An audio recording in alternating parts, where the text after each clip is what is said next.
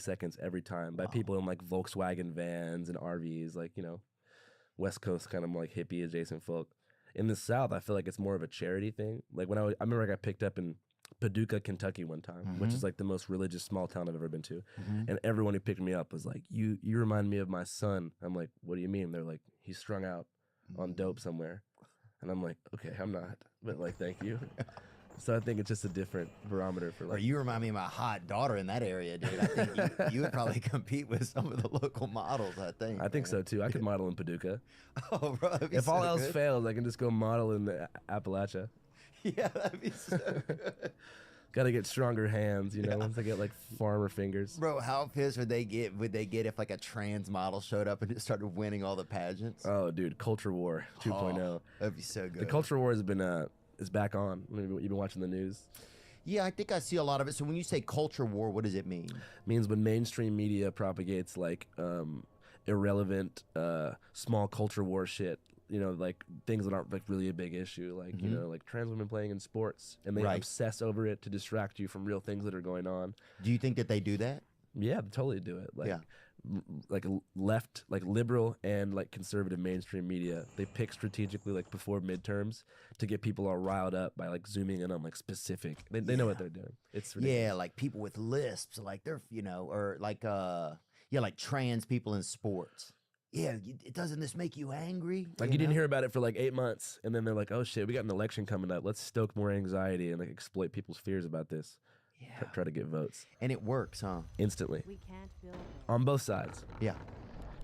Yeah, it works instantly on both sides. It's amazing sometimes because people look at the conservative side.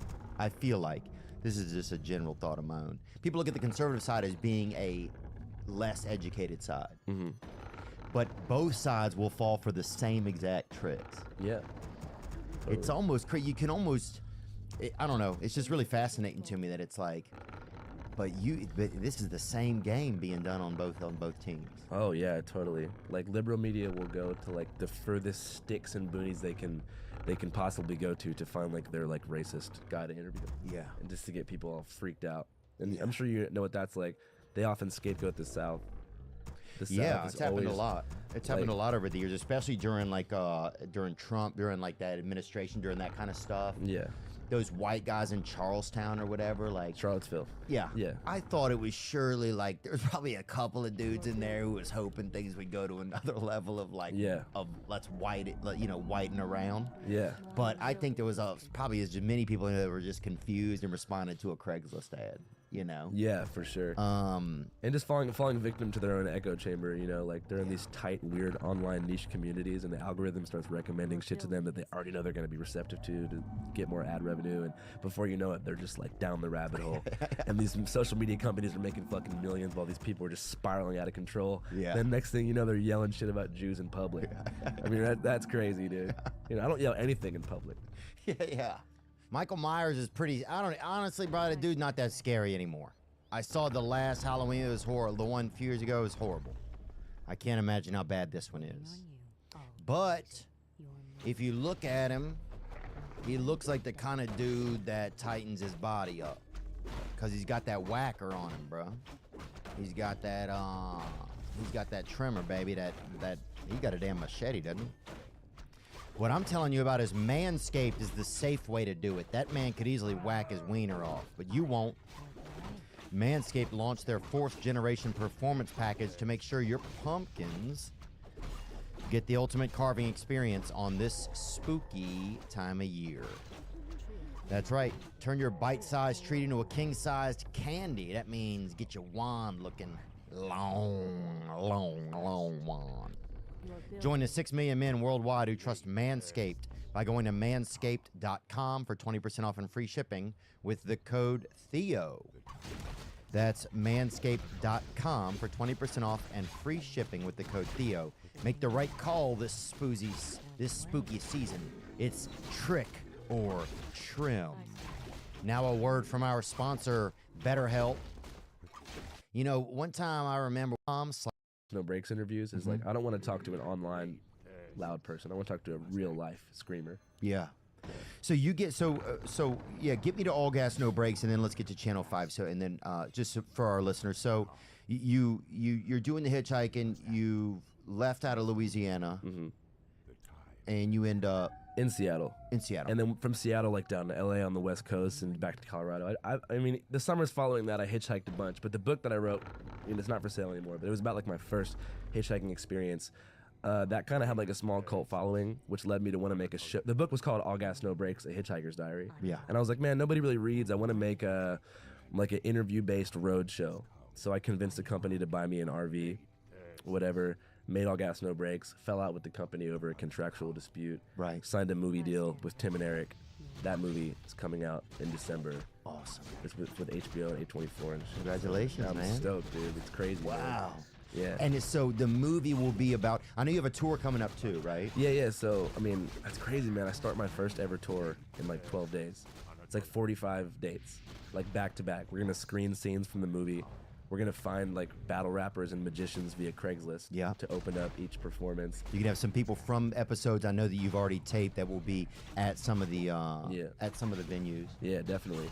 And it's just crazy. I've just been like trying to be calm before the tour starts. I've just been playing tennis and hanging out with my mom every day. Oh wow. Yeah, at Venice Beach, tennis courts.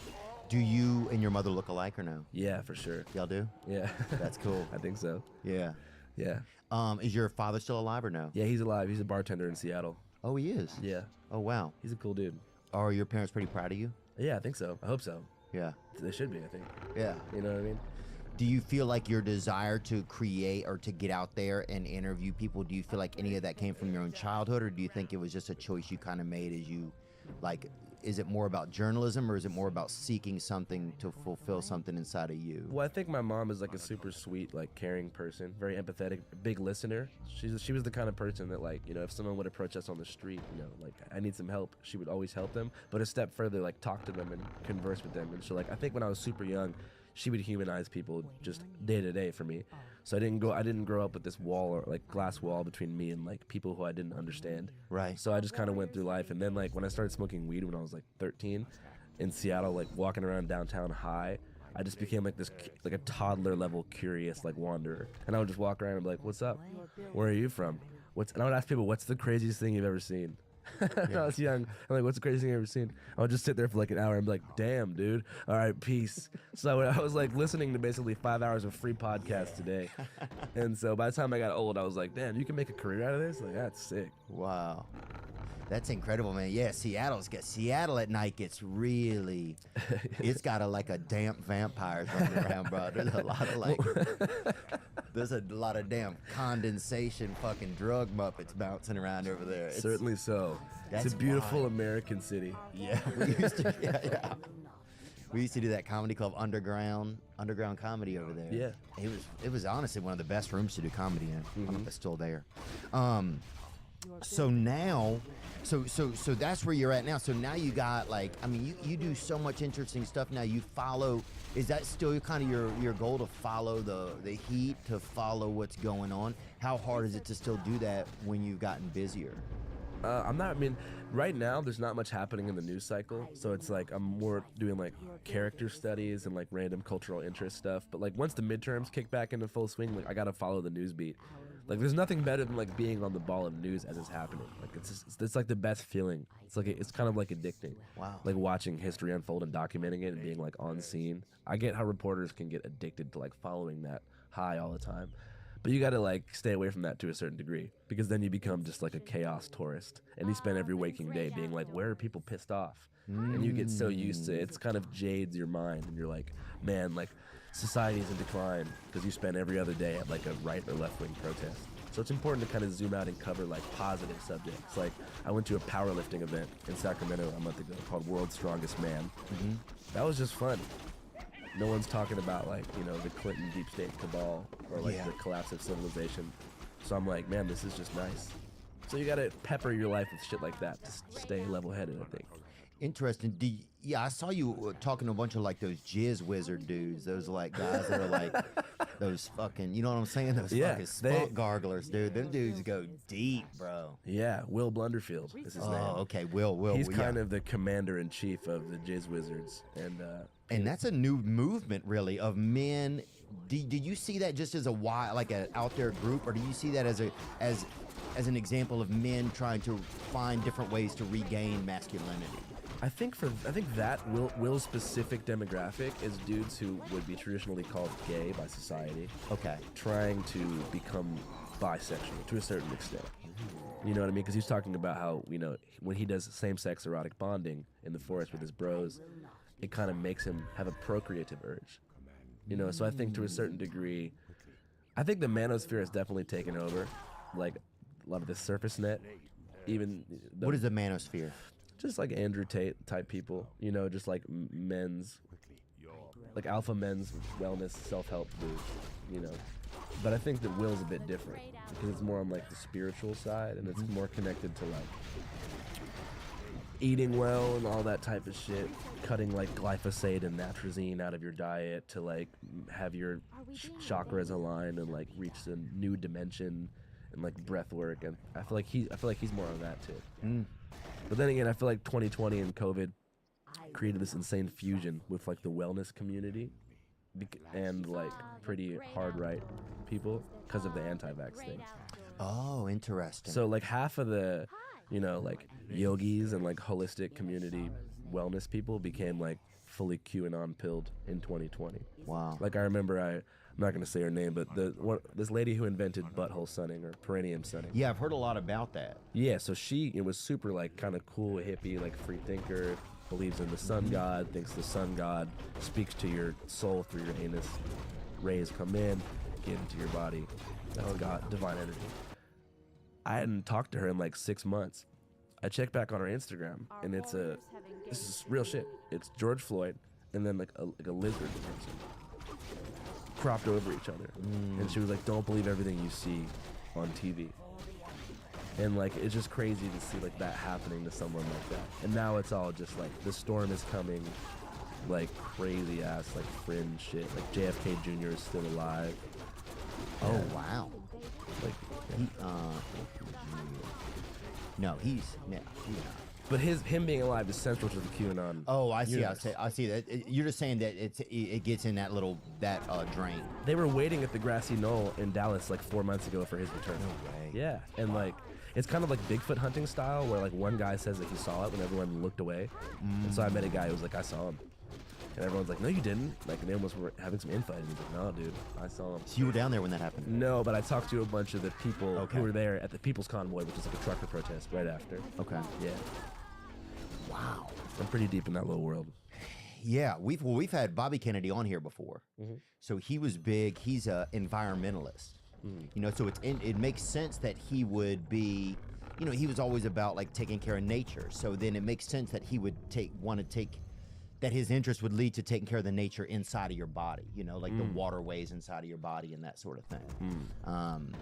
So he's been a big, like, I wouldn't call him I don't know if he was he wasn't anti-COVID, but I think he was an anti-vax, or making sure that vaccinations are tested correctly. Yeah. You know? Because in my town, I grew up in Covington, Louisiana, and they were making the polio vaccine in our town in like the 60s or something, whenever they put it out, or maybe I think the 60s or 70s.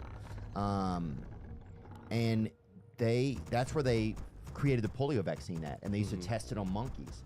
Well, the polio vaccine ended up giving cervical cancer to millions of women, but they'd already made it, and they were just like, yeah, fuck it, we already bought it, right? Like, we already... The deal's sealed. Yeah, this is what we got. So it helped polio, but there was a high risk for cervical cancer.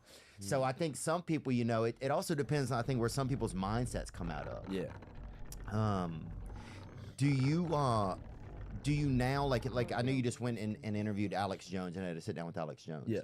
What was that kind of like? Do you think the guy was absolutely crazy? Do you think he was overwhelmed by the lawsuit at this point? Or do you feel like he's on point with some stuff and he's just too loud for the world these days? Like, I don't know. It's such a tough one because I do see both angles of it. You know what I mean? And I had a lot of heat from a lot of my fans for even talking to him. I mean, the $1 billion verdict, he probably has between $2 and $3 million. in InfoWars or free speech systems is filing for bankruptcy. So he's not going to, the Sandy Hook families aren't going to see that money. Right. But I guess it's a precedent in the future where it's like if you, because he was really coming after the parents as well. Right. You know, like he put one of the parents' addresses up. I mean, It's egregious. I mean, it's egregious when somebody go, and I can't imagine you go through something like that. Yeah. And there's this voice that gets loud. Yeah, but I'm reading this book called Sandy Hook by Elizabeth Williamson, and like some of the dudes that Alex was like platforming on his shit. I hate saying platforming, but like this dude Wolfgang Helbig, and there's people who like were writing like 4,000 emails a day to the Sandy Hook families, like type shit, like harassing them, stalking them, leaving messages saying they're gonna kill them, accusing them of keeping their kids alive as sex slaves in the attic and shit. Horrible stuff. So it wasn't a lot of people. It's not just about Alex. It's just some Right, of it's the about people. The ripple effect. Yeah, because there's a whole community of lost people who devote their whole life to harassing the victims' families of the Colorado Aurora shooting, of Sandy Hook, of Uvalde. Like, it's a whole community of you know, crisis actor followers, like false flag people. Have you been able to meet any of those types of folks, even just to see, like, because I think one thing that's really interesting that you do, and I really like seeing it, man, is that you kind of just, you go and just kind of listen to people. It's like, hey, here's what's going on. And I think it's really powerful, even as you say, like some of your followers or supporters, like, oh, why would you even give this guy space? But people would say that too about having Bobby Kennedy on here. It's like, why would you give this guy space? Like, he's a human being. He's, first of all, one of the smartest guys that I know. Yeah. Like, really interesting and amazing friend. Yeah. So it's like, I wouldn't not trust him. Like, why wouldn't I listen and hear what his thoughts are and what's going on? I just think like the more liberal audience is like super into deplatforming, and they think that like giving someone giving a problematic person a platform is somehow supporting them. And I always refute that like this: if it's a lesser known shitty person that I'm cherry picking to kind of dunk on, that's fucked up. You know, if I bring some white nationalist from the, you know, cuts of Alabama on my show just to like grill him and make him look stupid, Right. I am inadvertently growing his audience by bringing him on, because the people who watch my shit and even if they agree with me, his name is now out there. I've elevated his name to the top, and so people will know his name. They'll go to his website. You kind of increase traffic for that person, Right. and you create future white nationalists, and vice versa. But like Alex Jones, everybody knows who that is. He's a household name. The Proud Boys, everybody knows who that is. So when I'm interviewing people like that most of my audience doesn't like, I am not increasing their fame or increasing their exposure, because with or without me, everyone's gonna know who those people are. Right. Alex Jones is on the front page of the New York Times. The Proud Boys are being investigated by the FBI for January 6th. So me interviewing them, I'm not platforming or increasing their audience at all. But, you know, if I was to interview like more lesser known, you know, fringe people, I wouldn't do that, you know. Yeah, like if you were to interview like Whitey Killer 1200, or you were to interview like Slave Buyer 55, Exactly. then you would be, you know, or But mainstream media, like liberal media, does that shit. They find like the dumbest person they can, and they're like inside the Ku Klux Klan, and it's you know, and it's like some like 300-pound like CSI Miami watcher sitting in his chair. He's like, "White people, we're just better at stuff, man." And like, dude. and the journalist is like, "What do you mean by that? How can you say something like that?" He was like, "You know, I'm not doing that shit." Yeah, it's interesting. And it's like, why do people get so stuck in their own, like, why can't people just let somebody else have a different, like a different politician? How did that get so crazy from your perception? I don't know, but I think that how all the late night TV shows and how SNL just became like Orange Man bashing machines. Yeah. And you fucking turn on Colbert or Jimmy Kimmel or something, it's literally like every other night is like an anti-Trump monologue. It was horrible. They ruined their shows, I think. They're still doing it. It's crazy, though. It seems like bad. Why? It's like, you could just say, hey, this is who I support or don't support. Yeah, I think the incentive is there. It's the safest thing you can do, you know, in comedy. In that realm is to just bash, like, you know, a conservative president. And I don't support Trump, you know, but it's like, I don't want to go on late night TV and watch a rich guy talk shit about another rich guy. I know. You know what I mean? I'm just like, this is just the same shit. And I think that has something to do with it. Because if you think about it, right, like those shows reach everybody. They're on cable, so you could be sitting in the middle of a red state, and you go on cable, and you go to Comedy Central, ABC, late night, and that's what you're seeing is your supposed hero being shit on by the comedic elite of late night TV in Los Angeles or New York. Right. And that they're all on the same page. None of them have any different view or not even a lot of like variation in their own views. Yeah.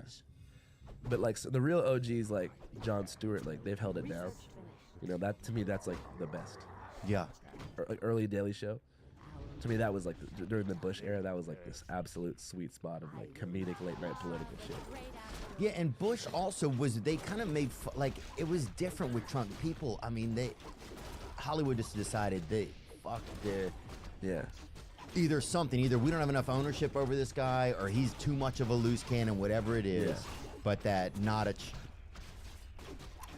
chance, or everybody's gonna hate this dude. Yeah. And then everybody works with Hollywood, so they have no choice. Yeah. That's who pays their bills. Yeah, it's also hard to satirize a guy who doesn't give a fuck about anything. Right. You know what I mean? It's like, you think he gives a shit? He just likes the attention from it, Right. I think, yeah, that's really interesting too. But I think that turned off a lot of people, even if people like weren't that political. It was just like, well, why are you so one-sided? Like, what do you have in this? Yeah. And there's real venom in some of those monologues, dude. Oh, like, yeah. You're like, Jesus Christ, this is like mean-spirited almost, man. Like, oh, yeah. I think it ruined Hollywood for a lot of people. It's like it made a lot of people think like, well, obviously this is a group that doesn't support me. Yeah. Do you think that your move to Nashville was like a little bit inspired by that stuff? I think, well, I wanted to honestly save money. Yeah. And everybody went to Austin, and I never wanted to be like everybody else. Yeah. And everybody did it. Joe Rogan moved there, and Tim Dillon went there, and Tom Segura. And I think I always wanted to be a little bit different. Yeah. I was scared that if I don't know, I want to go look at Austin now. I'm going to go check it out for a month and see. And then Nashville, I don't know. I think there's something really nice about it. It's just a lot of nice folks. You've been liking it? Yeah, I think it's nice. I think there's just a lot of nice people there. Like, I have like the nicest neighbors I've ever had. Yeah. It gives me a little bit of a different idea of what the America's still like, kind of, That's nice. Does it feel Southern to you? Yeah, it does. Sometimes I would never was like redneck growing up. Like, our family didn't have any money. We were just poor white. Yeah, yeah. So we were like, like we didn't have a boat or any, we didn't have like a flag that we supported. We didn't have, my father was from Nicaragua. He was 70 years old when I was born. My mother was from Illinois and was making love to a poor old man. Like, who's having sex with a 7-year-old with no money? Yeah. You know what I'm saying? Like, bad deal. I think no matter who you are. Yeah, no, it's not good. It's like, it just seems like a poor business choice, Man, that's a shitty age to have no money. I know, yeah, and it's just like, anyway, so yeah, I think, what are some things that I like about it? It's nice for touring, too. We can take tour buses right out of there. Yeah. And it's one of the last southern cities that still feels kind of like, I don't know, it has like a new rebirth. Yeah. Like, I've gone to a lot of these cities, like Montgomery. Jackson, you been there? Even Savannah during the daytime, downtown, kind of like Jackson. Yeah. Charleston and Charleston's Jackson. popping. Birmingham's pretty good too. Yeah, Birmingham, I hear, is pretty good. I haven't been really spent time there in the city, but there's a lot of southern cities, Columbus, Georgia, that are just like ghost towns. Yeah. Especially Mississippi. Oh, Mississippi is really a ghost state. Like the north part of it, like the Delta. Yeah. Like shelled out towns. It's gotten really bad, man. Yeah, Mississippi's just crazy, man. A really bad branding happened, I think, with a lot of the South was based on, even a lot of the tourism was based on tradition, like war battlefields and antebellum homes, things like that I think white people didn't realize maybe as much that black culture didn't have like, or maybe it angered them. I don't know. I think a lot of that kind of came out during BLM when a lot of like statues were being torn down and like You know, so I think the South also is in a little bit of a space where it's like, well, I don't think I was grasping onto the history there because it was racist. I just thought it was the history, like Robert E. Lee, that was the statue. Like, you know, we would all meet up there at Mardi Gras. I don't think half of us knew what the fuck he did, you know? But I think, so a lot of the tradition there feels like it's been stirred. Yeah. And I think a lot of people down there don't really know what to do in some southern places right now. Yeah. You know? I wonder when they're gonna start landmarking like hip hop achievements and shit. Like when I was in Clarksdale in Yazoo City in the Delta, and everything is like the Delta Blues Trail. Like here's where Lightning Hopkins like grew up. And I'm like, what about Lil Wayne? Yeah. Like at what point are we gonna start like marking It's a Lil good Wayne's point. house in Holly Grove and shit? Because like that stuff really changed the world in a similar way that blues did. You know, Yeah. if not even a bigger impact. But like I'm amazed they haven't done that. I think about it all the time. Like Hip Hop Heritage Trail, it's gonna happen eventually. We're gonna be tripping, bro. We're gonna be like 90 years old, and they're like in the third ward. They're gonna be like, here stood the Magnolia Projects, where Soulja Slim and Master P and C Murder came out with their first No Limit Records album. We're gonna be like, what the fuck? But it has to happen, right? Well, it almost seems like it's behind schedule, especially since they've gone through so many of those projects and stuff over the years and had to tear them down or refurbish. You think somebody would have said, hey, let's just take this building and make some money for the city, you know? Especially, they should have preserved like one of the old Magnolia buildings. Oh, yeah, Big Boy, where Juvenile grew up. Yeah, I mean, that's like the backdrop to like the birth of fucking Southern rap music. Dude, I would go there in a heartbeat because it's so funny because I've gone to the ones where like Elvis was born. Yeah. And you'll see signs like Muddy Gussie grew up here, like people you don't even know anymore. Yeah. But if they had like Big Boy, like if they had a lot of different ones along that trail. It's one of those classic things of like, who's really going to campaign on that though? It's like in Seattle, you can't drink in strip clubs. What congressman is going to be like, I'm going to make this my issue? You know what I mean? But I think these days, you make that small pinpoint issue, that catapults you from being some Muppet with like, or you know, just somebody to being like, all you need is that one. Yeah. And then you're in the game. As long you gotta have some backup plans. Yeah, for sure. But dude, I can't believe they have strip clubs where you can't drink it. Like this, like. But the strippers are all on pills. They can fucking do pills. But I can't drink a goddamn White Claw. I thought this was America. No, I feel you. My dad works next to a strip club. My dad works at a bar connected to a strip club. Yeah. And so it's always like bar, strip club, back to bar, back to strip club. It's like, just tear the wall down. You know what I mean? Oh, dude, we went to a strip club once in Virginia. We were touring a couple of months ago, and they're like, Edgar Allan Poe used to own this. A strip club? Yeah. His I think it's Edgar Allan Poe. Is he from Virginia? No, Edgar Allan Poe's from Baltimore. Okay, well, at one point he lived, I guess, in Virginia, and he like lived there for a while or something. Yeah. They're like, oh, he used to live here. It was like a historic building. Yeah. But then part of it was a strip club. It's pretty cool. Wow, I didn't even know Edgar Allan Poe got down like that. I think he got down the coast a little bit and went looking for a little bit of puss. Yeah, he had a twisted mind.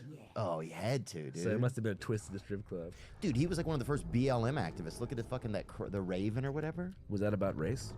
It was about black birds, dog. Yeah, it was actually a pretty good anti-racist novel. You know what I'm saying? Yeah. When everybody's writing about red robins, and you start rocking about the Raven. So was he like? Were authors like rappers back then?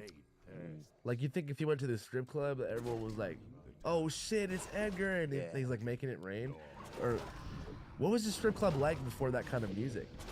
Oh, I don't know, Violin.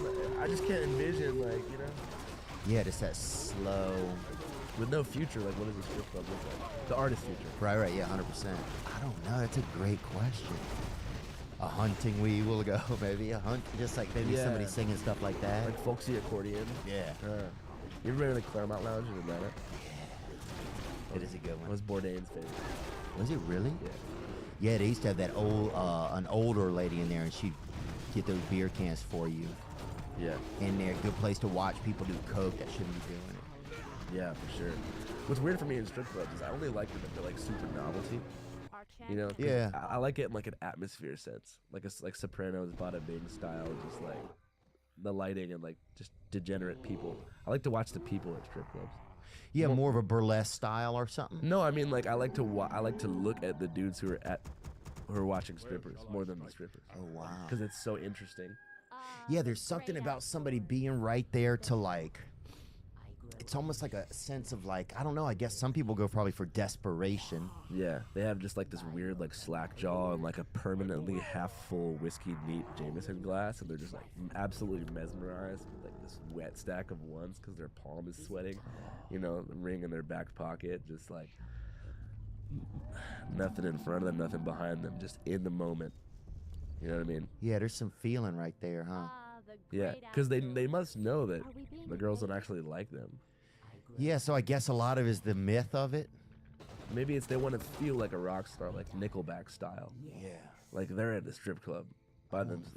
But I mean, imagine going to a strip club by yourself, ordering a Jameson and smoking a cigar. Like Yeah. that idyllic, like it's like some Hemingway shit. It's like, Yeah. like this is me. I do this. This isn't weird at all. This is cool. This is what rock stars do. Yeah. You know? But then the women are all pilled up. It's not even this like exchange of emotion anymore. It's just two people sharing each other, hoping one of them has a perk on them, you know? Yeah. That's what I feel like. It's almost like playing perk chess with their eyes. Yeah, I've never even taken a prescription pill before. You know, just playing just with that 120 milligram stare. How does that make you feel, Percocet? I don't know. I took 2 somas one time and actually drove off a road on accident. And my buddy, I think, R.I.P., tried to give me a BJ or something. I don't even remember fully. But I wouldn't take them. Yeah. You know what I'm saying? That's what I'm saying. I just have friends who take them. I've had a friend take them. I looked at them. I'm like, well, how are you feeling, man? Crazy. I think it disconnects you from any senses that you have anything wrong. Yeah. There's nothing wrong, man. It's not a good thing. No, you're made out of marshmallows and fucking homemade pussy, dude. I think you have everything just perfect, you know? I wanted to ask you, so what happened to the King and the Sting podcast? It's no longer? The King and the Sting podcast. Yeah, the podcast is still going. I'm just not. I'm not doing it. Cool. You and Brandon are cool though, yeah. Yeah. Cool. Yeah, we just honestly, man, I didn't have enough attention really to focus. Yeah. Like I like my own podcast, and we have a unique kind of audience, I think. Yeah. And I think I wanted to be able to. I feel a lot more in touch with this now. Yeah. Like it's important to me. Yeah. And it was still important, but it was just a lot to try and juggle. Yeah. I liked the Gringo Poppy actually. Yeah. Yeah. Yeah. Oh, I think people give Brennan so much flack, and I think that's one of the reasons I admire him in some ways. Yeah. Is how you could withstand so much disdain from people, you know, or fake disdain. Yeah. It's pretty psychotic. It's crazy, isn't it? Yeah. It goes back to the people you were talking about. Yeah. No, for sure. It's kind of why I stopped. Like, I still have Instagram and stuff. I just don't go on it. Because, like, when you run that, when you're like a major public figure or whatever, a big media figure, like, if someone comments on your shit, you're amazing. At its best, that's an ego boost, unhealthy ego boost. And if someone says you suck, then that's an anxiety spike. So it's like, there's no, once you kind of pass that threshold of like validation from the public, it's nothing but bad for your mind. Because this little box in your pocket, it's like, oh, you're the shit, man. You're the best journalist.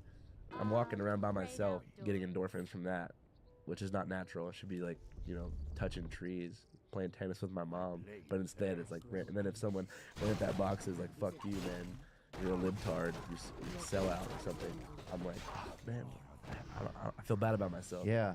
So there's no healthy like middle ground, I don't think, for me at least. I'm too sensitive. Man, I'm too sensitive to it too, I still let it affect. You know, I let it affect me a lot of times. Or I notice, like you're saying, to have some wherewithal that I go there for certain things. Mm-hmm. Did you just kind of pick that up, or did you always know it, or did you kind of like did you notice that happening? You're like, yeah, this isn't. I stopped going on Instagram 1 month ago. Wow. Because I was just like, damn, dude, like every day I wake up, it's the first thing I check. What are people saying about me today? Yeah, am I still okay? Oh yeah, or like, am I still okay? Do my fans still fuck with me? Like, do they like the video I just dropped? You know what I mean? Like, did something come out in the middle of the night of me picking my nose or something? Yeah. And now I can't go anywhere. Or just like, you know, like how are my stats doing? Or but even more specifically, it started actually around when I dropped the Alex Jones interview. And everyone was like, why would you platform? Why would you platform? And then other people were like, you're a fucking G for giving this guy a voice. And I was just like, I can't deal with this. I just want to like make cool stuff. And I still check YouTube comments and stuff like that, but I'm not trying to like be constantly engaged in my own feedback loop. It's so unhealthy, dude. Yeah, it's scary. It puts you at the center of the universe. even if you're, no matter what level you're at, you could be a small level dude, but if every day you're engaging with people who love or hate you, and I don't have much hate, I have a lot of love, but that makes hate stick out so much more. You know, it's like I could see like 1,000 positive comments, and then if I see one negative comment, like those words are like etched into my brain like the whole next 2 days. So true. I just can't turn it off. I'm like, damn, did I fuck up this interview? Like, am I falling off? Yeah. You know what I mean? Like, and I had to stop, dude. It's amazing how that can overwhelm it, how that can overwhelm whatever, all the proof that we would think we have built into our system of because of our own like lives, you know? Mm-hmm. It's amazing, man. You know, if you have a high balance on your credit card, it can really be devilish. It can be that thing every month you're throwing money away, throwing it down to the dogs, to the debt dogs. Well, that can change. A credit card consolidation from Lightstream can help you pay off your credit cards and lock in a low fixed interest rate. That's right. Rates start at 6.99% APR with auto pay and excellent credit. You can get a loan from $5,000 to $100,000. And that's a real amount. And there are absolutely no fees. You can even get your money as soon as the day that you apply. Just for my listeners, apply now to get a special interest rate discount and save even more. The only way to get this discount is to go to lightstream.com/THEO. That's Lightstream, LIGHTSTREAM.com/Theo. Subject to credit approval, rates range from 6.99% APR to 19.99% APR and include 0.5% auto pay discount. Lowest rate requires excellent credit. Terms and conditions apply and offers are subject to change without notice. Visit lightstream.com/Theo for more information. Be well.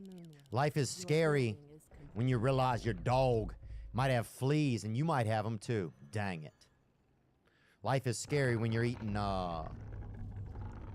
yogurt and there's something in it and there ain't supposed to be nothing in it. Life is scary when your cousin comes over and burns your house down. Oh, that's a tough one. Yep, life is scary when it's your first date and your body hurts. You might have appendicitis. Never know. What I'm talking about is the Sunday Scaries. They can happen any day of the week. And I want to tell you about Sunday Scaries CBD gummies. They were made to defeat the crap that life throws at us.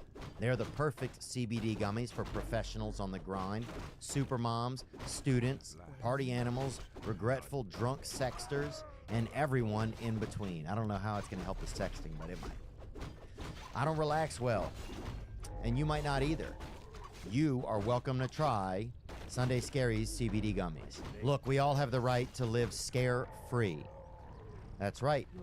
So, they recommend taking 2 CBD gummies every day to keep the scaries away.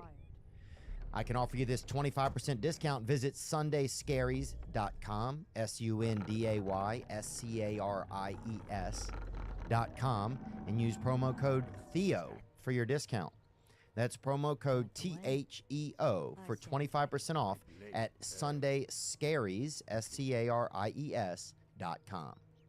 Yeah, no, I think it's interesting. I think it's brave to have guys on that are different, you know? Like, we get pitch guys sometimes or girls, and I'm like, I don't know. But then that's the part where I need to lean in and say, yes, I want to talk because I want to be able to share some of my truth and hear something different, you know? Yeah. I think it's, you do a great job of being in that space. Do you feel like you ever go to a place just to pick on a group?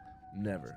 Not anymore. I mean, when I first started, there was a lot of low-hanging fruit, but I developed a respect for interview subjects pretty quickly.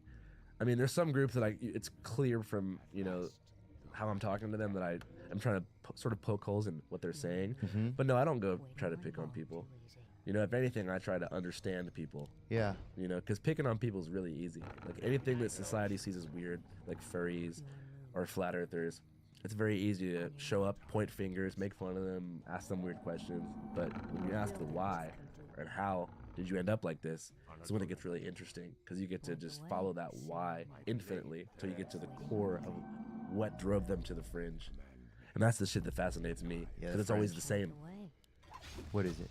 Just community, loneliness, isolation, being ostracized by the traditional group that they were around, online echo chambers, loneliness, personal failure, personal aspirations. Common themes, like old school shit. Yeah, those are tropes that have been around forever, huh? Yeah, that's what it comes back to. What does tropes mean? Does that make any sense? It makes sense. All right, I'll take Oh, it. it also comes back to the Jews a lot. Really? Yeah. Because they started it? No, like, hella people don't like Jews. Oh, yeah, Kanye was talking about that. Do you think that many people don't like Jew? I think it's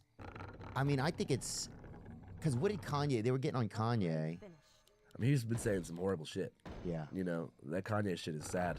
But do you think people should just be able, should he be shut down from saying stuff, or he can just say, I guess people can just say whatever they want. If he says, I'm about to go DEFCON 3 on the Jews, and he's telling his audience that, like, Hollywood I and didn't know music all is this. totally controlled by Jews, like, it is true that there is, like, highly influential Jewish people in Hollywood, but it's controlled by money people, bro, capitalists of all shapes and sizes, and they're not loyal to each other. But, you know, Do you like, think that money people aren't loyal to each other? I mean, in a sense of collaboration, but shit, they're all trying to race to the top. That's how it's working. And the idea that there's some sort of cohesion there, it's not really true. I mean, like, there's collaboration, but, like, what Kanye is talking about is being exploited by, you know, predatory record companies and shit like that, and labels. That's a real thing. The media invading his life. You know, TMZ showing up to his house at 3 o'clock in the morning and asking him about his mental health. Like, every element of his private life being publicized by media outlets. That's a real thing. Right. And so it's like he's so close to talking about that, but then there's obviously someone in his ear being like, it's all about the Jews. And he's like, and then my Jewish personal trainer. It's sad. A lot of people don't even know that they're being anti-Semitic. And I also think the phrase anti-Semitic gets so overused. Yeah, people say it's tough because you can't even, sometimes it feels like you can't even say the word Jew or Jewish, and you're suddenly like, this person's anti-Semitic. It's like, well, you could say black or white or Christian or, you know, Muslims or Slims, some people call them. Yeah. But I'm just saying conspiracy thought. The idea that, like, every anomaly and everything that goes a little bit weird is not a result of human error. It's a calculated deep state plot. Every sort of loophole, there's loopholes in everyone's reporting, and everything goes wrong. People think the CIA is doing all this crazy shit. They tried to kill Castro in Cuba like 45 times. The CIA can't pull off anything correctly. Our government can't do anything right. Yeah. Yet somehow people think they're capable of these massive, like, mind control conspiracies. I was like, then why do the roads look like that? Yeah. I just don't get how people think that this all-powerful deep state can manipulate and control the entire planet. yeah, that's true. If you can't even get me from like St. George to El Paso, then how are you going to get me from like the aliens to, you know, to the Octagon? Right. People are bad at secrets too, man. Yeah, people are bad at secrets. That's a good point. I always think that a lot about secrets. Like, why, if somebody knew something on their deathbed, why are they going to hold on to it, especially anymore? I could see 50 years ago when there was this more like loyalism to America, to like we are this thing, like people I felt like had bought into like we are this text, this thread, this woven blanket. But now it seems like we are the like that's disappearing. Yeah. Like, if they told Trump about the aliens, He would tell in a half hour. he would fucking tell us. He'd be like, I will not be, you know, a puppet of the CIA. Yeah. There is a spacecraft below the White House. It's been there for 30 years. It's not what he sounds like, but that's how he would say it. Yeah. It is, yeah, totally true. And that's why I don't think they could get all these pilots and people that have died over the years. That I don't think they could get any of those people to keep a secret anymore. Do you think? No. Somebody would make a TikTok in a half hour before they're dead. Like, my dad just told me this. Yeah. It would be the kids of these Area 51 people. Yeah. Who are like, so my dad just dropped the bomb on all that shit. Area 51 is so sick, dude. Yeah, have you been over there? I tried to go. I went to the raid of Area 51 in 2019. One of my first I think I remember that. things. And it was a letdown, huh? The only guy who got arrested was this like recently divorced father of 3 who was in he was sleeping in the back of his Subaru next to our RV, and he was like, "They're fucking in there," and I'm going, and he tried to storm it by himself, and he got like, you know, machine guns in his face. Wow. Yeah. Dang, did you get the feeling when you were there that they're holding something? No, I think they're just, experimenting with drones. Why would it be Area 51? Like, there's merch along the whole highway saying there's aliens there. Yeah. They would have moved them by now to a different black box site. Do you feel like we've had a lot of encounters, or do you feel like we've had few? A lot, dude. Totally. Do you feel like that there are alien figures amongst us, that they have that kind of technology to put people amongst us that are actually beings from other planets or worlds? Yeah, I mean, like, you ever looked into, like, the eyes of, like, a, what it do? Like a 6'7", like a Viking-looking person, cold blue Maybe eyes. 6'4", maybe. That's evidence right there. Yeah, I gotta look deeper next time. I guess I didn't look that deep. The But joke there is pretty much all alien conspiracy theorists, such as Bob Brown in Nevada, think that people from Norway are aliens. Oh, really? Or that they possess some sort of reptilian or old school Lumerian DNA. Wow. Which gives them that sort of look. That iridescent. And also the architectural capability. IKEA. Yeah, you want to follow the directions or whatever. Yeah. You know? Yeah. Damn.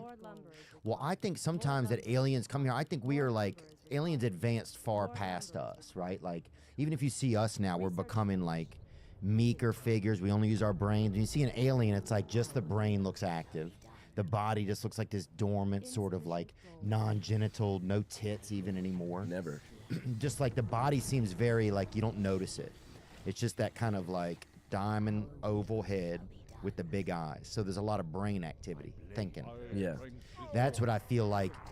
So aliens, they've moved off here a long time ago. I think they come by every now and then to see like the planet. Like it's almost like if your parents took you like some shitty water park. It's like a poor alien families. No offense. Yeah. But if an alien family's real poor, then they'll like, or they didn't get tickets to like the cool planet to go see. Yeah. Then they stop there. The kids like, what the fuck? We're over here. Yeah, like, this place is weird as shit. Yeah, this place sucks. They're man. gonna see the Capitol riot, like Will Smith punching Chris Rock. Yeah, These people are fucking morons. Let's get up out of here. Yes, that's what I think happens all the time. Some shitty dad tries to bring his kids here and his wife here to save their fucking family or to do, and he didn't plan ahead. And the kids like to get the fuck out of here. They land at Talladega race weekend. They're like, what the fuck?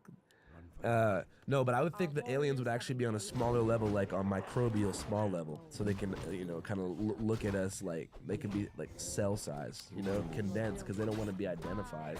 Everyone assumes they're these like gargantuan Cthulhu-looking District 9 creatures who are gonna come down and like scare the shit out of us. But why they always look like shrimp in the movies, like giant lobsters. Yeah. I think they'd really be like floating through the air like little dust particles, being like, hey. You know what I'm saying? Dude, that's more of a vibe too. And a dust particle, when you watch them, how they move like alien vessels a lot of times. They move with purpose. That purposeful dust, man. For real. Damn, that's almost what we are as humans. Uh-huh. Fucking, we think we're purposeful dust. That's a fact. When you go into some places, do you have a lot of fear? Obviously, I understand now from like your growing up and stuff like that, and some of your energy, like I remember from my dad would do like credit card signups at colleges and stuff when I was a kid, and so we'd roll over there and like we'd get all this shit out and like. He's 78 years old, he's signing people up, and I would get up on the table and bark at college kids going by to get them to come and sign up, and they get like a free hat or something that says like Chase Bank, something just like sick-ass or hat. Frisbee. Yeah, now it would be cool. Back then it was horrible, for sure. but now it would be a fire hat, and so I could see where you being in your environments growing up and like having like interaction with people, where it makes you fit into your world now real comfortable. Are there places you've got in that have made you kind of fearful or scared? Like honestly, not really, because like with the camera rolling, people aren't really gonna test you. I think that like the most nervous I've ever been was like I was trying to do SEC games for a while, so like I was at the Auburn Roll Tide game in Tuscaloosa. So home game for Alabama. Alabama lost the home game. And so, like, people were fighting in the streets. Like, you know how it goes. Oh, yeah. College football in the South is a real serious thing. I'm watching 50, 60-year-old dudes who, you know, were in frats 40 years ago rumble out old beefs in front of the Waffle House in Tuscaloosa. I'm like, man, this is tough. And when people were fighting right in front of you, my first thought is I want to interview them while they're fighting. Right. You know, so I wanted to be like, hey, what's going on? How'd this start? And then they would, you know what I mean? So, I mean, we had a couple situations in Tuscaloosa where people would try to take our cameras and be like, who the fuck are you guys? And we're like, YouTubers, like, get the fuck out of our party. You know, also, they're very comfortable with violence at Southern schools.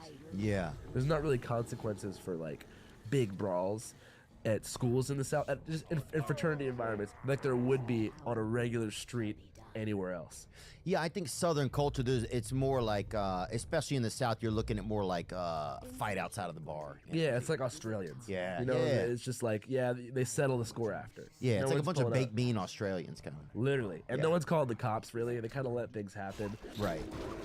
So like, you know, that's an only place. Frats is probably the worst place for me to go. Dude, it's funny when I remember growing up. Yeah, frats is a weird energy because it's also like, but then if they like you and they know who you are, then it is a different, the energy can be different. Unless you test that one dude who doesn't know. Yeah. That sometimes can be weird. This was like when we were pretty like lesser known, so it was a lot scarier. Yeah. Probably now if I were to like message some frat in advance and being like, I'm coming back to Ole Miss, They'd be stoked. They'd be like, oh, we're gonna show you the best party ever. Yeah. What about, I saw you that you went into O Block, you went into like Chicago, and they have like a lot of like, is that one of the areas where they have a lot of crime, where they've had a lot of violence? Yeah. Wow. I wasn't scared there or anything because like, you know, they just took good care of us. Also, nobody wants to be perceived that way in media, so they're gonna go above and beyond to make sure that everyone knows that. Like when I got to O Block, everyone knew that I was coming, and they were just like, "Hey, good to meet you. We checked your stuff out. Welcome." Yeah. That's interesting. Yeah, there you go right there, dude. That's fire. Yeah, I would say what they say, the hood or whatever is probably the least scary place to film. Wow. You know, because your intention is clear. You know, you're a white guy with a camera crew. It's like everyone knows what that is. Nothing is going to happen. That's a good point. That's Where there's more commonality, there's more potential for violence as a journalist. You know what I mean?